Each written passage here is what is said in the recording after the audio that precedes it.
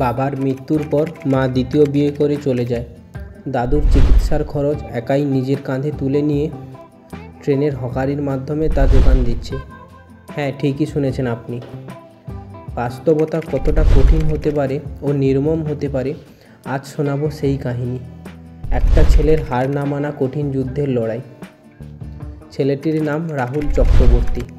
নদিয়ার শান্তিপুরের বাসিন্দা এই ছেলেটি। ছোট থেকেই জীবনটা বড্ড কষ্টের। আজও সেই কষ্টকে হাসি মুখে নিয়ে লড়াই করে চলেছে 12-এ পাস করা এই ছোট্ট ছেলেটি, যার বর্তমান বয়স 21 বছর। ছোটবেলায় বাবা মারা যান, তখন থেকে শুরু হয় জীবনযুদ্ধ। আর্থিক অবস্থা থেকে অনাহার যেন ছিল তার জীবন সঙ্গী। বাবা মারা যাওয়ার পর তার মা খেতে দিত না, সকাল থেকে অভুক্ত রাখত। দুপুর হলে কখনো আলু সেদ্ধ ভাত, এরকম খেয়েই বড় হয়েছে ছেলেটি। বাড়িতে না পেলে লোকের বাড়িতে চেয়ে চেয়ে খেয়েই তার জীবন চলেছে। এই রকম কষ্টেই বড় হয়েছে ছেলেটি।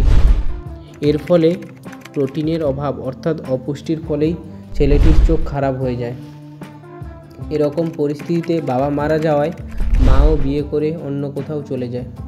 এরপর দাদুর কাছে মানুষ হওয়া ছেলেটি 12 পর্যন্ত পড়াশোনা করেছে। আর্থিক অভাবে গ্র্যাজুয়েশনে ভর্তি হতে পারেনি। বর্তমানে দাদু খুবই অসুস্থ। দাদুকে জিজ্ঞাসা করা হলে কেন আর গ্র্যাজুয়েশনে পড়েনি, দাদু বলেন 3 বছর লাগবে পড়াশোনা করতে।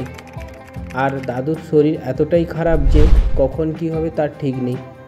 তখন একুল ওকুল দুইই যাবে, এই জন্য পড়াশোনা আর চালিয়ে যেতে পারেননি।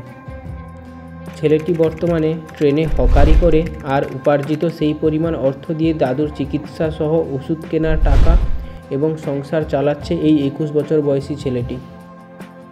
তবে ছেলেটির ইচ্ছে রয়েছে কোনো সহৃদয় ব্যক্তি যদি অর্থ দিয়ে পড়ান তবে আবার পড়াশোনা করবে ছেলেটি।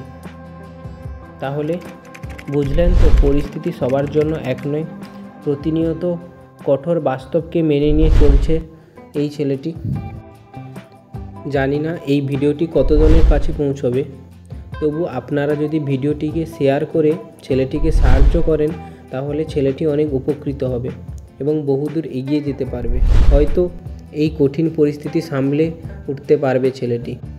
এরকম আরও অজানা এবং প্রেরণামূলক ইনফরমেশান পেতে আজই আমাদের channel know the unknown fact subscribe করুন এবং ফেসবুক থেকে দেখে থাকলে পেজটিকে ফলো করুন। আজ আসি, দেখা হবে নতুন আরও একটি ভিডিওতে। সবাই সাবধানে থাকবেন, সুস্থ থাকবেন। টাটা। এবং ভিডিওটিকে ছড়িয়ে দেবেন আপনার চেনা জানা মানুষদের কাছে, যাতে ছেলেটি তার পড়াশুনো চালিয়ে তার নিজের লক্ষ্যে পৌঁছতে পারে।